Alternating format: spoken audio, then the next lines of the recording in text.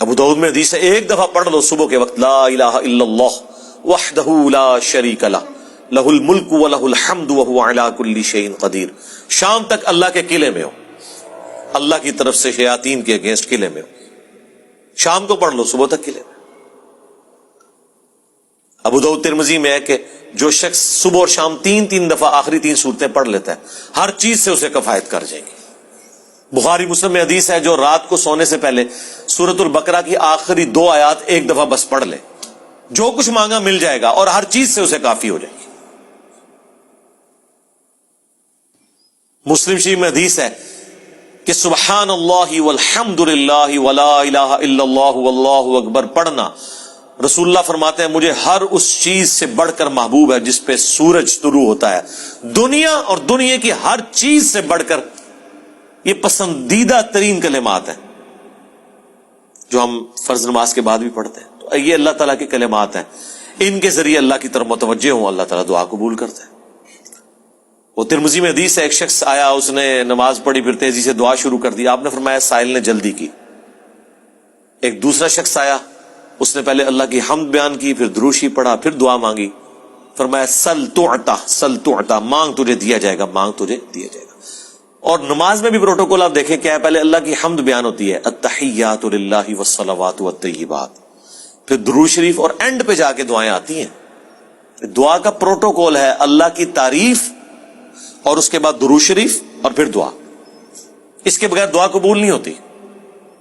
اور جس نے تیزی سے دعا کی تھی نا، ترمذی میں حدیث ہے، پھر حضور نے اسے بلایا اور سمجھایا کہ پہلے اللہ کی حمد بیان کرو، پھر مجھ پر درود شریف پڑھو، پھر اللہ کی طرف متوجہ ہو، اللہ دعا قبول کرے گا.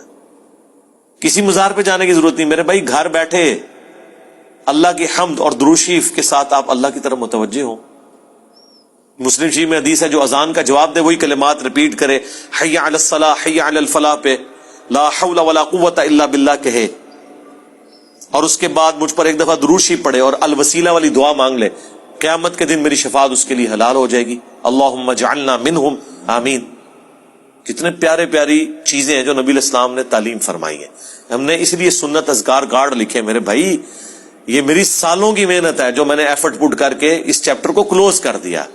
Green card, blue card, orange card. میں بالکل خبتیوں کی طرح 2008 سے لے کے سمجھ لیں 2010 تک میں نے کوئی حدیث کی کتاب کا چیپٹر نہیں چھوڑا جس میں میں اللہ کے نبی کے وظائف کو تلاش نہ کروں صلی اللہ علیہ وآلہ وسلم. پھر حدیثوں کی صحت کے پیچھے، پھر جتنے علماء نے اذکار کی کتابیں لکھی وہ، پھر اذکار کارڈ جو چھپے تھے، اس کے بعد میں نے ایک انٹلیکچوئل ترتیب کے ساتھ یہ اذکار کارڈ لکھے، آخرت کا بلو کارڈ اور گرین کارڈ. ہماری ویب سائٹ پہ رکھے ہیں، ڈاؤن لوڈ کریں تو اس کو پڑھیں. ان کے ترجمے بھی ساتھ لکھیں تاکہ آپ کو سوز و گداز فیل ہو. صرف عربی پڑھنے سے تو نہیں آپ کو پتہ چلے گا اگر آپ کو پتہ ہی نہ ہو کہ اس کا مطلب کیا ہے. حسبنا اللہ و نعم الوکیل. بخاری کی حدیث ہے، ابن عباس کہتے ہیں کہ تمہارے جد امجد ابراہیم کو جب آگ میں پھینکنے لگے تھے تو وہ پکار اٹھے تھے حسبنا اللہ و نعم الوکیل. اور تمہارے نبی پہ بھی جب مصیبت آتی تھی وہ کہتے تھے حسبنا اللہ و نعم الوکیل. اور اس کا ذکر تو قرآن میں ہے سورہ آل عمران کے اندر کہ جب اہل ایمان کو خبر پہنچی کہ کافر ان کے خلاف سازشیں کر رہے ہیں تو اہل ایمان پکار اٹھے حسبنا اللہ و نعم الوکیل. ہم نے اللہ ہی پر بھروسہ کیا، وہی بہتر کارساز ہے. اب یہ جب آپ کا کنسپٹ ہوگا تو یہ اللہ کے صفاتی ناموں کے ساتھ آپ متوجہ ہو رہے ہیں. باقی تو اللہ کے کلمات تو ختم ہی نہیں ہونے. سورہ لقمان میں، سورہ بنی اسرائیل، سورۃ الکہف میں اللہ تعالیٰ کیا فرما رہا ہے کہ اگر زمین سارے کے سارے درخت جو کلمے بن جائیں اور سمندر سیاہی بن جائیں اور 7 سمندر اور بھی ساتھ مل جائیں، اللہ کے کلمات نہیں ختم ہوں گے. سبحان اللہ وبحمدہ عدد خلقہ ورضا نفسہ وزنۃ عرشہ ومداد کلماتہ.